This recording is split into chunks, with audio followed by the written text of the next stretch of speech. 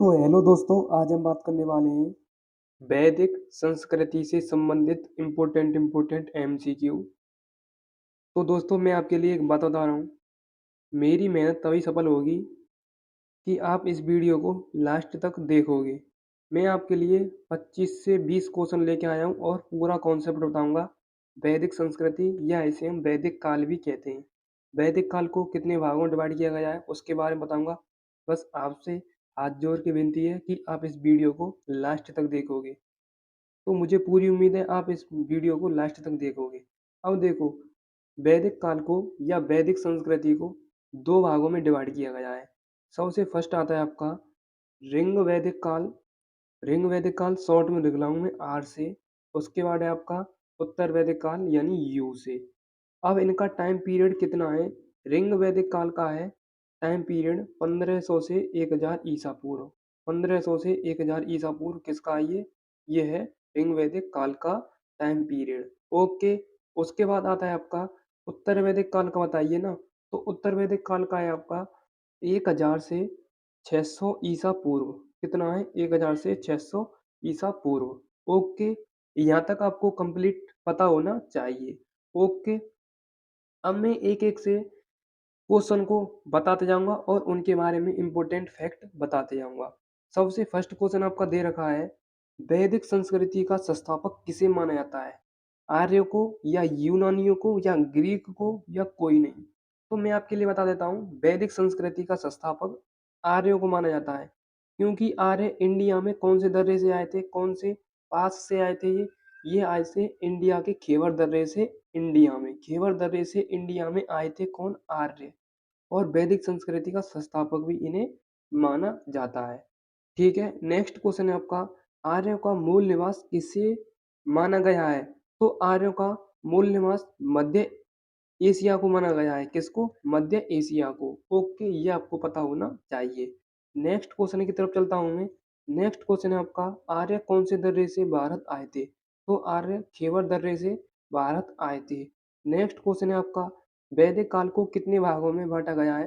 तो वैदिक काल को दो भागों में बांटा गया है, उत्तर वैदिक काल और ऋंग वैदिक काल। ओके, कितने भागों में? दो भागों में। यहाँ तक क्लियर? उत्तर वैदिक काल और ऋंग वैदिक काल। उसके बाद है आपका नेक्स्ट क्वेश्चन। नेक्स्ट क्वेश्चन आपका क्या है, ऋंग वैदिक काल कब से कब तक है, यानी टाइम पीरियड कितना है ऋंग वैदिक काल का? तो ऋंग वैदिक काल का टाइम पीरियड है 1500 से 1000 ईसा पूर्व। और उत्तर वैदिक काल का कितना है? 1000 से 600 ईसा पूर्व। ये है उत्तर वैदिक काल का और ये है ऋंग वैदिक काल का। ओके, ये आपको पता होना चाहिए। नेक्स्ट क्वेश्चन है आपका, आर्यों के संबंध में प्रथम जानकारी कहाँ से प्राप्त होती है, यानी कौन से वेद से प्राप्त होती है? तो मैं आपके लिए वेदों के बारे में थोड़ा बता देता हूँ। देखो, वेद चार प्रकार के होते हैं। सबसे फर्स्ट होता है आपका ऋंग वेद, फिर होता है आपका यजुर्वेद, फिर थर्ड नंबर का सामवेद, उसके बाद होता है आपका अर्थववेद। अब क्वेश्चन पूछ रहा है आर्यों के संबंध में प्रथम जानकारी कहाँ से प्राप्त होती है? तो ये होती है ऋंग वेद से। ओके, क्योंकि ये भारत का सबसे प्राचीन वेद है। ओके, यहाँ तक क्लियर? तो इसका ऋंग वैदिक सबसे आंसर करेक्ट होगा, ऋग्वेद से। ओके। नेक्स्ट क्वेश्चन है, ऋग्वेद में आर्य शब्द का कितनी बार उल्लेख हुआ है? तो मैं आपके लिए बता देता हूँ, ऋग्वेद में आर्यों का उल्लेख 36 बार हुआ है। कितनी बार हुआ है? 36 बार हुआ है। नेक्स्ट क्वेश्चन है आपका, तो इसका करेक्ट आंसर क्या होगा? Option B.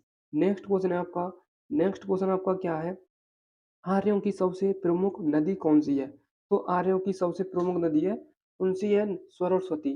कौन सी है? मेरा मतलब सरस्वती नहीं है, इसमें सरस्वती नाम तो दे रखा है आपसे, पर आर्यों की सबसे प्रमुख नदी है इंडस। कौन सी है? इंडस। इंग्लिश में कहते हैं इंडस और हिंदी में कहते हैं सिंधु नदी।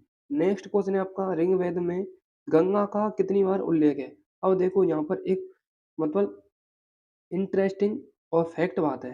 अब देखो, ऋग्वेद में गंगा का कितनी बार उल्लेख है? और आपको पता ही होगा सबसे पवित्र नदी कौन सी है? गंगा नदी है। कौन सी नदी है? गंगा नदी है। तो भी ऋग्वैदिक काल में ऋग्वेद में गंगा का ओनली ओनली एक बार उल्लेख है। कितनी बार नाम लिया गया है? एक बार। और यमुना का 3 बार नाम लिया गया है ऋग्वेद में। अब सपोज आप देख सकते हैं कहाँ यमुना और कहाँ गंगा।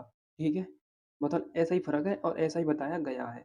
तो ऋग्वेद में गंगा का ओनली ओनली एक बार उल्लेख है, यानी एक बार नाम लिया गया है। नेक्स्ट क्वेश्चन है आपका, ऋग्वेद में यमुना का कितनी बार उल्लेख है? 3 बार नाम लिया गया है या उल्लेख है। नेक्स्ट क्वेश्चन है, आर्यों के निवास स्थल के लिए प्रसिद्ध या लिए किस शब्द का प्रयोग किया गया है? आर्यों के निवास के लिए कौन से शब्द का प्रयोग किया गया है? ये किया गया है सप्त सैंधव शब्द का, सप्त सैंधव शब्द का। ठीक है, ये होगा इसका करेक्ट आंसर ऑप्शन सी। ठीक है, नेक्स्ट क्वेश्चन है आपका, झेलम नदी का प्राचीन नाम क्या है? अब देखो, प्राचीन नाम मैं आपके लिए बता देता हूँ। झेलम नदी का प्राचीन नाम है बेतस्ता। क्या है? बेतस्ता। और और अनेक नदी भी आते हैं, जैसे ब्यास का क्या नाम है? ब्यास का प्राचीन नाम है बिपाशा। ब्यास का प्राचीन नाम क्या है? बिपाशा। उसके बाद सतलज का सतुर्दी है। सतलज का सतुर्दी है प्राचीन नाम। सतलज का क्या है? सतुर्दी है। और नेक्स्ट नदी में आपके लिए बता देता हूँ, रावी का प्राचीन नाम क्या है? रावी का प्राचीन नाम है परुसड़ी। क्या है? परुसड़ी। ये आपको पता होना चाहिए। क्या है? परुसड़ी रावी का प्राचीन नाम। उसके बाद आ जाता है आपका, चेनाब नदी का प्राचीन नाम क्या है? तो चेनाब नदी का प्राचीन नाम है आइस्किनी। क्या है? आइस्किनी। ये आपको पता होना चाहिए। ठीक है, ये है आपकी प्राचीन नदी। उसके बाद आ जाता है गंडक सदानीरा, यानी सदानीरा का मेरा मतलब गंडक नदी का प्राचीन नाम क्या है? सदानीरा। ये आपको पता होना चाहिए। मैंने आपके लिए 6 नदी बता दी हैं। और झेलम का प्राचीन नाम क्या है? बेतस्ता। ठीक है, नेक्स्ट क्वेश्चन की तरफ चलता हूँ मैं। नेक्स्ट क्वेश्चन आपका क्या है? सतलज नदी का प्राचीन नाम क्या है? सतलज का प्राचीन नाम है सतुर्दी। नेक्स्ट, ब्यास नदी का प्राचीन नाम क्या है? ये है बिपाशा। देखो, ब्यास नदी का बिपाशा नाम है, जो मैंने आपके लिए बताया था वही रिवाज हो रहा है। नेक्स्ट है, आर्यों की प्रशासनिक इकाई आरोही क्रम में किस प्रकार थी? तो आर्यों की प्रशासनिक इकाई आरोही क्रम में पूछ रहा है यहाँ से। तो आरोही क्रम में कुल, ग्राम और विश्व और जन, ये थी क्या? आरोही क्रम में। ठीक है, यहाँ तक क्लियर। कुल के प्रमुख जो मुखिया होते थे वो होते थे कुलप। कौन होते थे? कुलप। और ग्राम के मुखिया कौन होते थे? ग्रामीण। ठीक है, और विश्व के विस्पति और जन कबीला होता था। ठीक है, ये आपको पता होना चाहिए। नेक्स्ट क्वेश्चन है आपका, दशराग युद्ध का उल्लेख कौन से मंडल में किया गया है? तो दशराग युद्ध का कौन से मंडल में उल्लेख है? 7वें में या 6वें में या 8वें में या 9वें में? ये आपको पता होना चाहिए। मैं आपके लिए इसे होमवर्क के लिए दे रहा हूँ। ये आपके लिए होमवर्क का क्वेश्चन है। ओके, मुझे कमेंट में इसका आंसर बताना है। ठीक है, इंटरेस्टिंग क्वेश्चन है। नेक्स्ट क्वेश्चन है आपका, अविवाहित रहने वाली महिलाओं को क्या कहा जाता था? तो अविवाहित जो बिना विवाह के रहने वाली महिला होती थी, इसमें ऋग्वैदिक काल में उसे हम कहते थे अमाजु। क्या कहते थे? अमाजु। अमाजु का अर्थ है अविवाहित महिला, मतलब मेरा मतलब अविवाहित रहने वाली महिला जिनका विवाह नहीं हुआ हो। ठीक है, नेक्स्ट क्वेश्चन है आपका, सोमरस बनाने की विधि का वर्णन किस वेद से प्राप्त है? सोमरस बनाने की विधि का, तो ये है आपका ऋग्वेद से। ठीक है, ये सोमरस है ना, ये एक वनस्पति से बनाया जाता है। ठीक है, नेक्स्ट क्वेश्चन है आपका, ऋग्वैदिक काल में आर्यों के प्रमुख देवता कौन थे? तो आर्यों के प्रमुख देवता कौन थे? ये थे इंद्र। कौन थे? इंद्र। ठीक है, ये आपको पता होना चाहिए। आई होप आपको जहाँ तक ये वीडियो कैसी लगी वो मुझे आप कमेंट में बताएंगे। ठीक है, किस में बताएंगे? कमेंट में बताएंगे। मैं मिलूंगा नेक्स्ट क्लास के साथ। Thank you so much. Love you all. जय हिंद, जय भारत।